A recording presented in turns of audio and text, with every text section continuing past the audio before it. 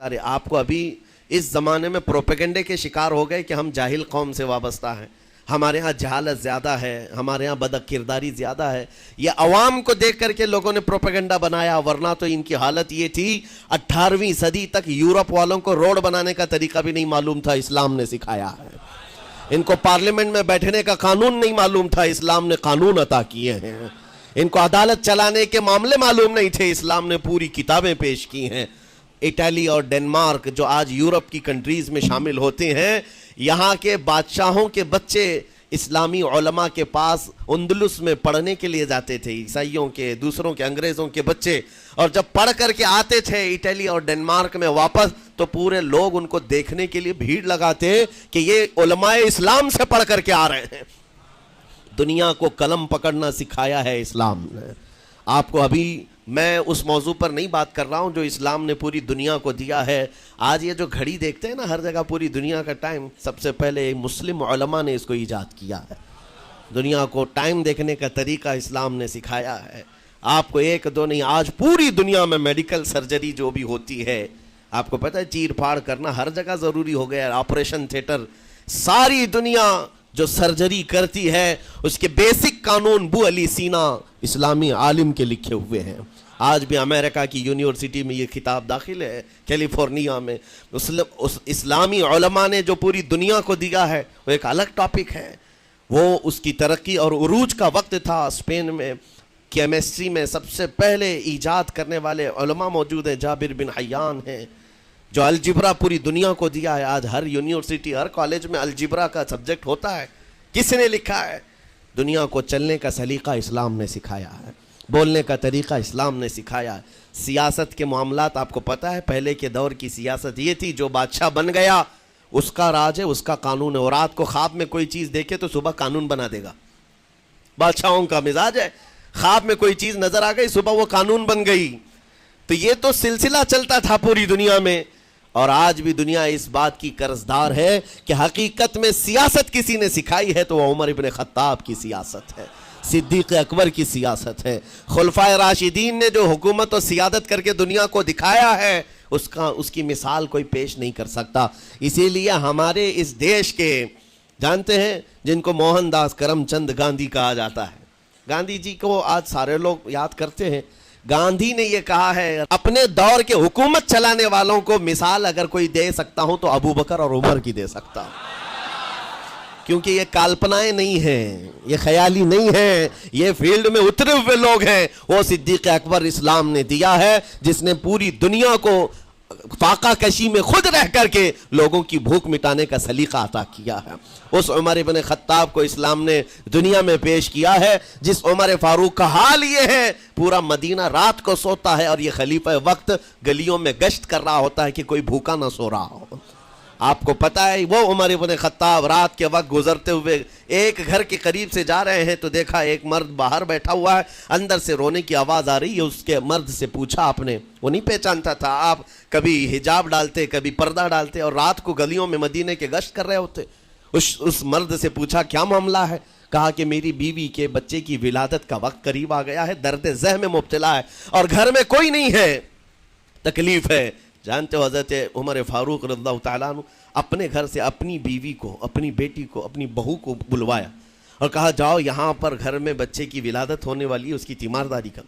صبح تک خلیفۃ المسلمین کے گھر کی عورتیں ایک غریب کے گھر کی عورت کی تیمارداری کر رہی ہیں.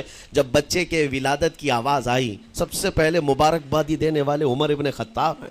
اس سے کہتے بھائی تمہیں مبارک ہو، اللہ نے بیٹا عطا فرمایا. وہ خوش و خرم ہے کہ میرا کوئی رشتہ دار نہیں ہے، اجنبی رات کو آیا ہے اور مجھے مبارکبادی بھی دیا، میرے گھر کے سارے کام کاج بھی اٹھا لیا اور اپنی پیٹھ پر گھر سے بوریا لا کر کے آٹے اور راشن کا اس گھر میں پہنچایا اور کہا خوش و خرم رہو، اللہ نے تمہارے گھر میں برکت دی ہے. صبح اٹھ کر کے وہ لوگوں کو بتا رہا ہے اللہ نے رات کو ایک عجیب فرشتہ بھیجا، میرے گھر میں اکیلی عورت تھی، درد ذہ میں مبتلا تھی، 3 عورتیں بھی آئی اور ایک مرد بھی آیا، رات بھر میرے ساتھ بیٹھا رہا، مجھے کھلایا پلایا بھی، میرے گھر کی تیمارداری بھی کر کے گیا. لوگوں نے کہا جانتے ہو کون تھا؟ وہ عمر ابن خطاب امیر المومنین تھے.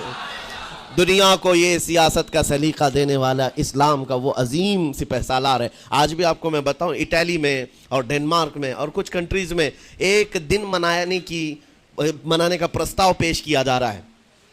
یہ نہیں کہہ رہا ہوں ریچرڈ کا یا ریمنڈ کا، کوئی جو بڑے بڑے ان کے سپہ سالار ہیں ان کا ایک دن منایا جائے گا، جن کو مطلب کوئی بہت بڑا نوبل پرائز ملا ہو. میں یورپین کنٹریز کی بات کر رہا ہوں جہاں وہ اپنے بادشاہوں کے پیدائش کا دن یا ان کے کسی اینیورسری کو منانے کا پرستاؤ نہیں پیش کر رہے، بلکہ یورپ کی یہ 2 کنٹریاں ہیں جو یہ پرستاؤ پیش کر رہی ہیں کہ سال میں ایک دن ایسا منایا جائے جس کا نام صلاح الدین ایوبی ڈے ہونا چاہیے. یہ ہم نہیں کہہ رہے ہیں، دنیا آج بھی اس بات کو تسلیم کرتی ہے. صلاح الدین جیسا جرنیل دیکھا نہیں ہے. عزیزان گرامی وقار، یہ چند مثالیں میں آپ کے سامنے رکھا، اور اس کے بعد پھر میں تمہیں جھنجھوڑ کر پوچھتا ہوں، اپنے دل پر ہاتھ رکھ کر کے بتاؤ اسلام سے اچھا کوئی راستہ ہے؟ قرآن یہی کہتا ہے وَمَن يَبْتَغِ غَيْرَ الْإِسْلَامِ دِينًا فَلَن يُقْبَلَ مِنْهُ، جو اسلام کے علاوہ دوسرا راستہ لے کر کے آئے گا قیامت کے دن اس کا کوئی قبول نہیں کیا جائے گا، نہیں قبول کیا جائے گا، بلکہ وہ سب سے بڑے گھاٹے میں ہوگا. آخرت کے دن خسارہ اٹھانے والوں میں ہوگا. آج تمہارے پاس وہ عقل سلیم اللہ تعالیٰ نے دیا، جس کو تھوڑی بہت شدھ بدھ ہونا، عقل کا استعمال کرتا ہو، وہ بھی اسلام کے متعلق سوچے گا کہ میرے دین میں اتنی اچھائیاں ہیں. آج تک رب تعالیٰ نے مجھے یہ پیشانی کسی کے سامنے جھکنے نہیں دیا. کہیں جھکاتے ہو؟ ارے کھانا کھاتے ہیں، کھانا تو روزانہ ضروری ہے. اور رزق کے معاملے میں تو لوگ ایسے ہیں، دنیا کہتی ہے پیٹ پوجا، ہم پیٹ پوجا نہیں کہتے. کھانے کے لیے بعض لوگ کہتے ہیں نا پہلے پیٹ پوجا ہو جائے، پوجا کا لفظ ہی ہم استعمال نہیں کرتے. کھانا برتن میں رکھا ہوا ہے، آپ کے گھر میں کھانا لا کر کے دیا جاتا ہے، تو کیا آپ سر جھکا کر چاٹ کے کھاتے ہیں یا لقمے اٹھا کر ہاتھ سے کھاتے ہیں؟ ہاتھ سے کھاتے ہیں. باقی جانوروں کو دیکھو، بکری کھاتی ہے منہ جھکا کر کھاتی ہے، بیل بھینس وغیرہ سب سر جھکا کر کے کھاتے ہیں، رزق کو چاٹ کے کھاتے ہیں.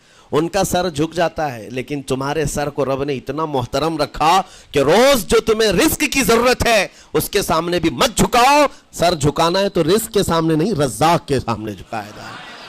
تمہاری پیشانی کو محترم رکھا گیا ہے کہ تم جھکو گے تو کس کے سامنے؟ صرف رزاق جو ہمارا پالنہار حقیقی ہے. اور حد تو یہ ہے میرے عزیزو، یہ دنیا کی واحد قوم ہے، یہ واحد مذہب ایسا ہے، یہودی ہوں، عیسائی ہوں، ہندو ہوں، کوئی بھی ریلیجن آپ لے کر کے آئیں، جس کو وہ بہت زیادہ مانتے ہیں یا جس کو گاڈ کہتے ہیں یا جس کو بھگوان کہتے ہیں، ان کی صورت بھی ہوگی، مورت بھی ہوگی، اور سامنے دیکھتے ہیں اور جھکتے ہیں، عبادت کرتے ہیں. لیکن تنہا مسلمان ایسے ہیں، کروڑوں مسجدیں ہوں گی، کہیں خدا کی کوئی تصویر دیکھا ہے؟ کہیں مسجدوں میں خدا کا کوئی مورت یا صورت بنائی ہوئی دیکھا ہے؟ نہیں ہے. یہ واحد قوم ہے جو بن دیکھے مولا کی بارگاہ میں سجدے میں جھک جاتی ہے. صرف بات اتنی ہے کہ ان کو یہ کہنا پڑے گا، اگر میں کہوں میرے نام پر آ جاؤ جھک جاؤ، نہیں، کوئی نہیں جھکائے گا. ہاں یہ کہنا پڑے گا امام کو بھی اللہ اکبر، اللہ سب سے بڑا ہے. پھر کوئی پیچھے کھڑا ہوا یہ نہیں پوچھتا کہ کس نے کہا، کون پکار رہا ہے، پیشانی لے جا کر زمین پر لگا دیتے. کیوں؟ ہماری پیشانی خالص اللہ کے لیے ہے. میرے عزیزوں، یہ وہ پرائیورٹیز ہیں اور یہ اسپیشلٹی ہے آپ کے اس کمیونٹی کی جس کو مجھے آپ کے سامنے رکھنا ہے. اتنی سارے اچھے گلشن کو چھوڑ کر اگر کوئی بربادی کی طرف جائے تو پھر سوائے بدنصیبی کے کیا ہے اس کے پاس؟ جس کو اللہ تبارک و تعالیٰ وعدے کیا ہو کہ تم اپنی جان اور اپنے مال کے بدلے مجھ سے جنت خرید لو، جہاں پر سارے اخلاق و کردار اور دنیا کی سب سے اعلیٰ اخلاق تمہیں سکھانے کے دعوے کیے گئے ہوں، وہ چھوڑ کر کے اگر دنیا کہیں اور جائے تو پھر تمہاری یہ ہرما نصیبی ہے.